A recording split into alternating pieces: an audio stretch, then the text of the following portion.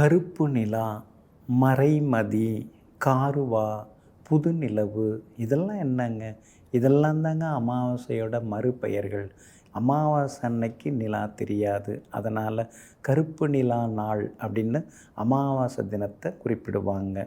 அதே மாதிரி ஜோதிட சாஸ்திரத்தில் அமாவாசை பற்றி சில தகவல்கள் எல்லாமே சொல்லப்பட்டிருக்குங்க. பொதுவாக அமாவாசை அப்படின்னோடனே நமக்கு என்ன ஞாபகம் வருது? முன்னோர்களை நினச்சி நாம் வழிபடணும். முன்னோருடைய படம், நீத்தாருடைய படம், காலமானவங்களுடைய படத்தை எடுத்து வடக்கு அல்லது கிழக்கு நோக்கி வைத்து சந்தனம் குங்குமம் இட்டு துளசி மாலை அணிவித்து நாம் வழிபடுறது நல்லதுங்க. அவங்களுக்கு பிடித்தமான உணவுகள் என்னவோ அதை நினைவு கூர்ந்து படைத்து அதை காகத்திற்கு இட்டுவிட்டு பிறகு சாப்பிடுவதும் நல்லதுங்க. குறிப்பாக அமாவாசை அன்னைக்கு கூடுதல் சக்தி சூரியனுக்கு தாங்க அதிகமாக இருக்கும். சந்திரன் அன்னைக்கு ரொம்ப பலவீனமாக இருப்பார். சந்திரன் மனோகாரகனாக இருக்கிறாரு. அப்படி இருக்கிறதுனால சின்னதாக மனசுக்குள்ளார ஒரு தாக்கம் இருந்துக்கிட்டே இருக்கும். ஒரு நிம்மதி இல்லாத மாதிரி சின்னதாக ஒரு டிஸ்டர்ப்டு மைண்டுன்னு சொல்லுவோம் இல்லைங்களா, அது பொதுவாகவே இருந்து கொண்டு இருக்குங்க.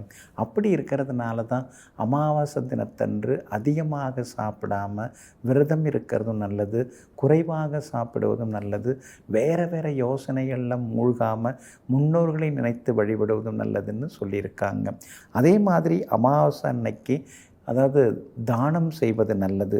குறிப்பாக அரிசி, கருப்பு உளுந்து, கருப்பு எள், அதுக்கடுத்தது வெல்லம், அதுக்கடுத்து ஆடைகள், அதுக்கடுத்தது அன்னதானம், இதெல்லாம் நம்ம கொடுக்கறது ரொம்ப ரொம்ப நல்லதுங்க. ராமேஸ்வரம் அக்னி தீர்த்தம், அதுக்கடுத்து காவேரி கங்கையில் நீராடுறது, இதெல்லாம் அமாவாசையில் பண்ணோம்னா நமக்கு புண்ணியங்கள் சேருங்க. குறிப்பாக பசுவிற்கு கோதுமை தவிடு, அகத்திக்கீரை இதெல்லாம் கொடுக்கறதும் ரொம்ப ரொம்ப நல்லதுங்க.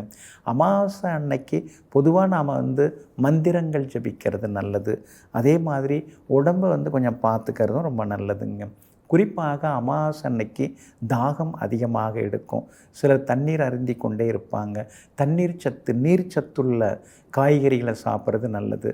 புடலங்காய், பூசணிக்காய், பரங்கிக்காய், அதுக்கடுத்தது வாழைக்காய், வாழைப்பூ, வாழைத்தண்டு இதெல்லாம் சாப்பிட்றதோட நல்லது. ஏன்னா நீர்க்காய்கள் இதெல்லாம் சாப்பிட்றதும் நல்லதுங்க. அமாவாசையில் பிறந்தவங்களை பற்றி சிலர் அப்படி இப்படின்னு சொல்கிறாங்களே, அதெல்லாம் உண்மையா அப்படிங்கிறத நாளைய தினத்தில் பார்ப்போங்க. நெஞ்சிற்கினியவர்களே, மங்களவாரமாகிய இன்றைய நாள் உங்களுக்கு மகிழ்ச்சியையும் மன உறுதியையும் அள்ளித்தரும் நல்ல நாளாக அமையட்டும். மீண்டும் நாளை காலை சந்திப்போம்.